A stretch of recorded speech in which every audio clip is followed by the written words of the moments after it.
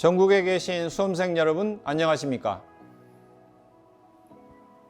구민사 저자 박진원입니다. 교수님, 위험물이란 무엇인가요? 우리가 생활 가운데 여러 가지 위험한 물질이 많이 있죠. 염산을 먹으면 물론 그러면 안 되지만 죽겠죠. 사람들은 염산이 위험하다고 말을 합니다.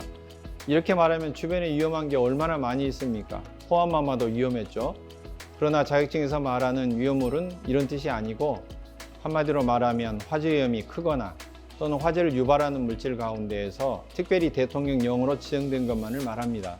위험물 기능사의 역할은 무엇인가요?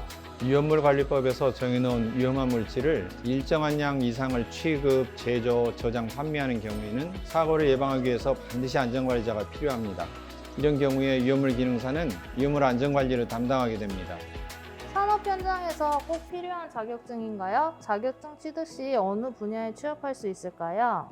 위험물 자격증 하면 위험물을 떠올리게 되고 또 법규 특성상 화재만을 떠올리기 쉽습니다. 그러나 사실 위험물은 우리 산업 현장에서 특히 제조업에서 물품을 제조하기엔 재료로 사용되는 것이 대부분입니다. 따라서 많은 제조업체에 재료 보관 창고가 있으면 직접적인 위험물인 경우에는 위험물 안전관리자가 필요하고 위험물은 아니지만 화재 위험이 있다면 방화관리자가 필요할 수도 있습니다. 위험물 자격증 소유자는 위험물 안전관리뿐만 아니라 방화관리자로도 선임이 됩니다. 시험 관련 정보를 얻을 수 있는 방법이 있을까요? 산업인력공단 큐넷 홈페이지를 참고하시면 시험 과목이나 또 세부 기준, 1년간 시행 횟수를 알 수 있습니다. 위험물 기능사는 1년에 4번 시행이 됩니다. 그러나 보다 자세한 정보를 얻으시려면 예를 들면 단원별 중요한 출제 경향이나 문항 빈도수, 또 중요한 개념에 대한 정보는 전문 수험 서적과 전문 강의를 통해서 알 수가 있습니다.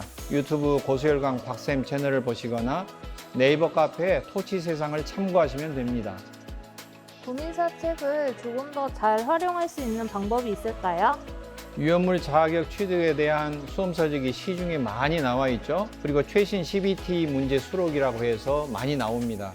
하지만 CBT는 문제인형에서 컴퓨터가 무작위로 추출하는 형식입니다. 그리고 각 단원별 중요한 개념에 대한 출제 비율을 어느 정도 지키면서 출제가 됩니다. 따라서 단원별 중요한 개념을 잡는 것이 중요하고 그 개념마다 어떤 기출문제 형태가 있는지 분석하는 것이 꼭 필요합니다. 최소 10여 년 정도의 문제를 분석해야 하는데 수험생들이 공부하는 동안에 이렇게 많은 문제를 유형별로 분류하면서 정리하는 것은 사실상 불가능합니다. 따라서 이 교재는 이러한 의도를 가지고 단원별 중요한 개념 정리와 그에 대한 10여 년간 출제된 모든 문제를 단 한 문제도 빠뜨리지 않고 본문 순서에 따라서 개념별로 그리고 난이도별로 정리를 했습니다. 필기와 실기 모두 같은 형식으로 정리가 되었고 마지막에는 위험물 총 정리를 위해서 각 물질마다 족보를 수록했습니다.